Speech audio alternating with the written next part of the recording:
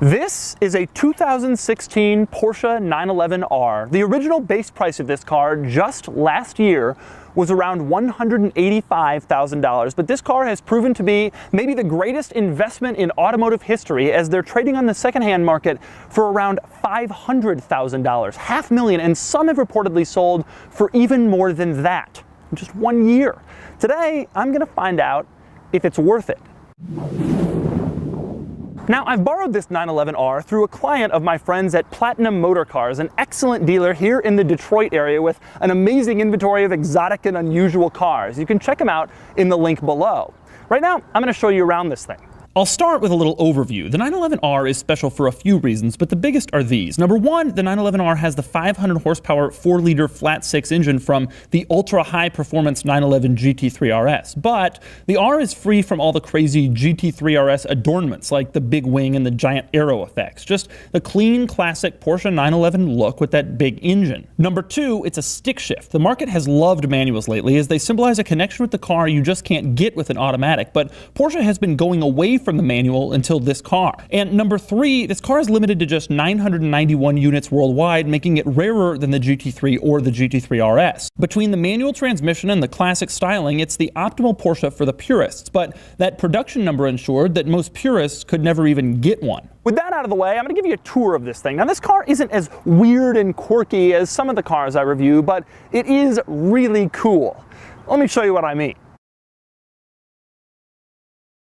We'll start on the outside, where the casual observer would probably say that this car looks pretty identical to a regular 911. And in fact, they're not wrong. This car share a lot of components. For example, the windshield and windshield wipers are the same, and all the other windows. The doors are the same, the door handles, the headlights, the rear bumper looks pretty similar. And of course, the overall shape is almost identical to that of a normal 911.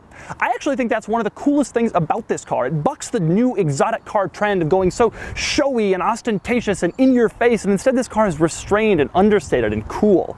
Nonetheless, there are a few tricks that enthusiasts can use to tell apart a 911R from a regular 911 from the outside if you see one on the street. One of those tricks is pretty simple, the colors. Most 911s don't come with stripes, but the 911R was only offered in white or silver with green or red stripes. That should be easy enough, except that if you had a lot of money, you could pay Porsche to do just about anything. So while most 911Rs will be in this color or fairly similar ones, that isn't a surefire way to tell it apart.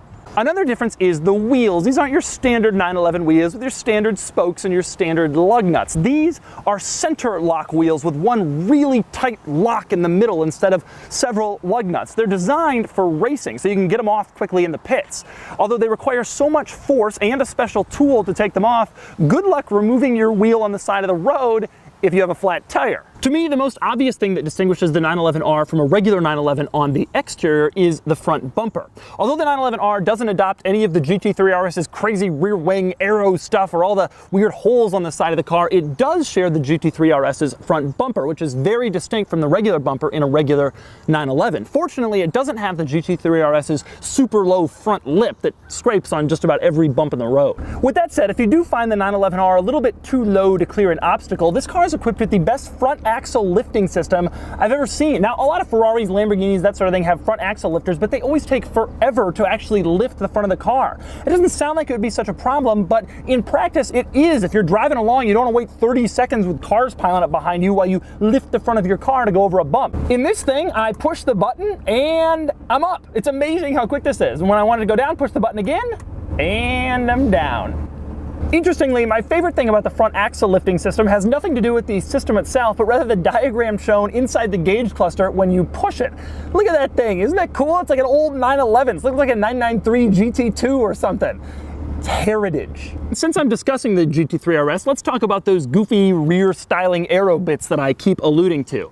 This car loses all of that stuff, so what's the effect of all that? Well, I'm sure it doesn't quite make as much downforce as the GT3 RS, which means it probably can't go through corners quite as fast. However, losing all that stuff means this car sheds 110 pounds. So this, not the GT3 RS, is the lightest member of the 911 family, even lighter than the lightweight GT3 RS. Also, all that stuff creates a lot of drag. This car is more slippery, and that means the car has a higher top speed than the GT3 RS. This thing will do 201 miles an hour. While I'm back here, one little detail I'd like to point out about many new Porsche models. Remember in the past when you could open the hood of a 911 and see all of its guts crammed back there and it was so cool? Well, let me open the hood now. Not anymore. The engine is off limits to you.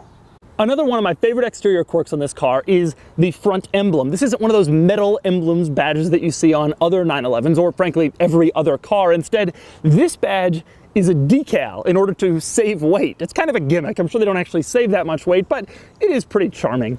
Inside this car, the thing that I like most is it's this great mixture of lightweight stuff from the GT3 RS and luxury stuff and high quality materials in a regular 911 that you actually want. In fact, if I were to spec out my dream 911, I think it would be almost exactly this combination of lightweight and high quality materials. It's almost perfect. For example, this car has these lightweight cloth door pulls like the GT3 RS. They're kind of gimmicky, but I have to admit they're also kind of cool. And more importantly, they aren't just stuck on some lightweight door with no features that's kind of weird looking. Instead, the door is leather with nice hand stitching. It's a pretty attractive combination, if you ask me. Next up, let's talk seats. This car is equipped with these lightweight carbon fiber bucket seats. They really hug you and they make it a little bit hard to get in and out. If I could, I would dial them down just a little bit. It's probably the one thing I would change about the interior of this car. What I wouldn't change is the pattern on the seats themselves. It's not this annoying lightweight material that makes your back hurt. Instead, it's this cool houndstooth pattern that harkens back to the 911s of the old days. It's really a neat look. More aggressive weight saving in the interior comes in the form of carbon fiber everywhere, which admittedly is a very cool look, and also the fact that the rear seats have been removed, but who really needed those anyway? Now at this point you might be thinking, oh well, it's getting a little bit too weight-savvy for my tastes. But don't forget, this car has beautiful contrast stitching throughout the interior. It also has an infotainment system with navigation and automatic climate control. Like I said, it's the perfect combination. And of course, lest you forget that you're driving an especially monstrous 911 because you don't have the rear wing on the back from the GT3 RS to remind you, there is a little badge on the dashboard that tells you you're in a 911R, and it even tells you which one you're in case you have several. Also, there is one other reminder, the TAC goes to 10. You don't get that in any other 911. Mostly though, the interior of this car is just like every other 911, well built, well put together, and really, really functional. For example, see that headlight switch? No learning curve there. Same goes for the self-explanatory power window switches and the mirror controls. The dome light works exactly as you'd expect with no trickery, and the sun visors not only have mirrors, but they're lighted. And then there's that famous Porsche cup holder. Open this thing up, pull out the cup holder, and then close it right up again. That's the Germans doing what they do best, overcomplicating things. And now it's time to do something I have wanted to do ever since I first heard about the 911R. I'm going to take it for a drive. For more of my thoughts on the 911R experience and the 911R market situation, click the link below to go to autotrader.com/oversteer, where I've also compiled a list of the most expensive Porsche models currently listed for sale on AutoTrader.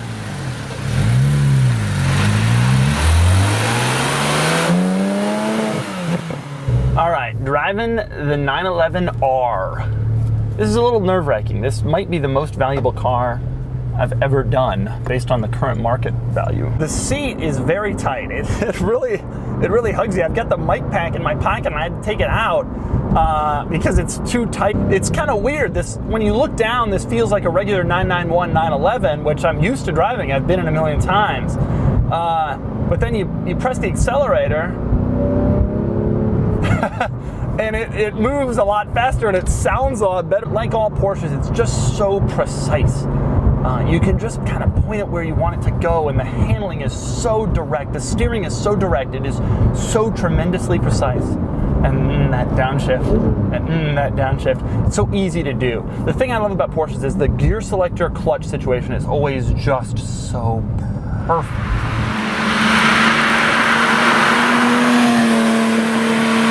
This car is just so it just feels so intuitive. You know how like a good electronic is intuitive, like a phone or whatever? This car has an intuitive driving experience. You know exactly what you need to press exactly how hard you need to press it, whatever, and I've only been driving this thing for 3 minutes. The thing I love most about this car, especially when I'm driving it, it looks and feels like a regular 911, even sort of like a classic 911, but it has GT3 RS power. For those of us who are kind of offended by the ridiculousness of the styling of the GT3 RS, with all the wing and all the winglets and the little air intakes, for those of us who are a little offended by how over the top that car is, this one is the perfect combination of the performance of that car without any of the stupid stuff that probably is functional, but it doesn't necessarily mean I want to drive around looking like that.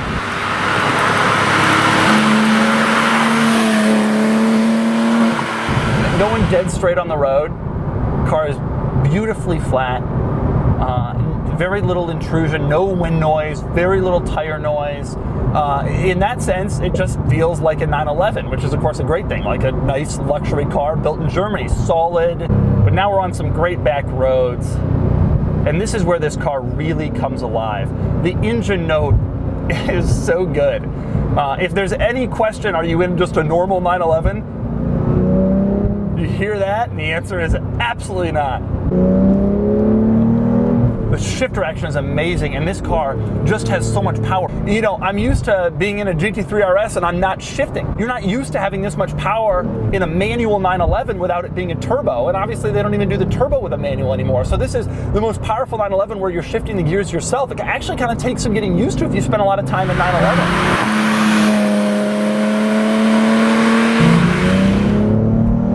Car is so sweet. The gear lever is just so precise. Everywhere you put it, it's perfect. And there is no play when you're in gear. I just feel like I could put this through corners at any speed. This doesn't drive dramatically different from GT3 RS, except it's a little bit more comfortable. But the big difference is I'm controlling the gears myself. And I don't have this look at me styling. Those two things alone are hugely important to me. I get all that power without any of the weirdness, and I get to do this. In a lot of senses, a person could argue that this is the perfect car. You get the classic, beautiful 911 look, but you get the GT3 RS powertrain. You get the luxury that you'd expect from a 911, and surprisingly enough, the ride quality, and you get the manual shifter too. I mean, there's a reason these things are so freaking valuable.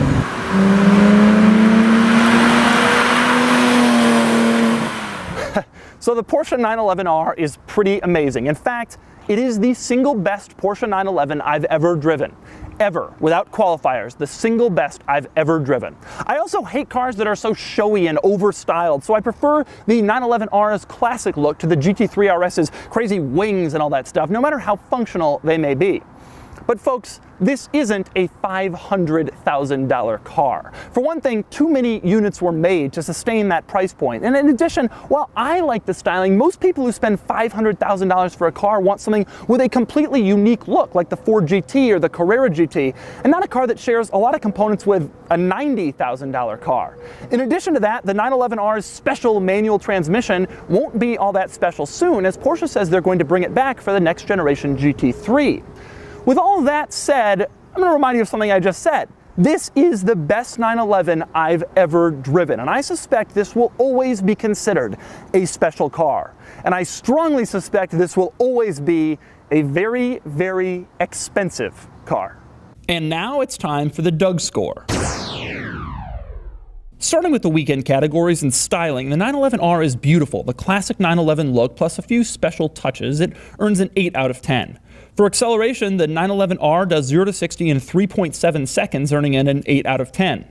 Handling is up there with the absolute best, but it falls just short of perfect as its steering rack isn't quite as precise as some of the very best exotics. 9 out of 10. The cool factor is really strong. Among car enthusiasts, it's an obvious 10, but the general public just thinks you're in a 911, which is a drawback to some people, especially at this price point, so it gets an 8 out of 10. Finally, importance. This is a special car for Porsche, and it always will be. Right now, it gets a 9 out of 10, though this number could drop if Porsche dilutes the R by making the manual more common, and I must admit, I hope they will.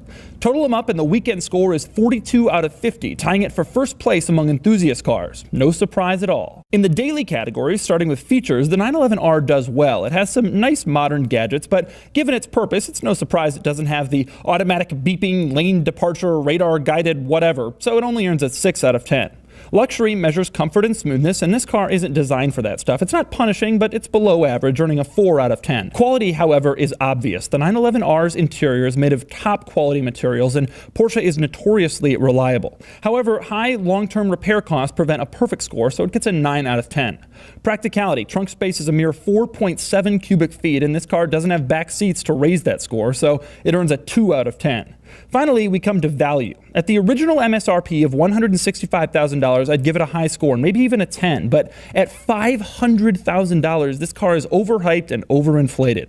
It's still an amazing car, so it's not going to get a 1, but my advice to potential buyers is wait for the hype to die down. It gets just a 3 out of 10, bringing its total daily score to 24 out of 50. Not very good. That makes sense. It's not a car you'd want to daily drive. It's impractical, it's a bit harsh, and it's really expensive. Add it all up, and the total Doug score is 66 out of 100. It does well, but it's a little too compromised and way too expensive to make it to the top.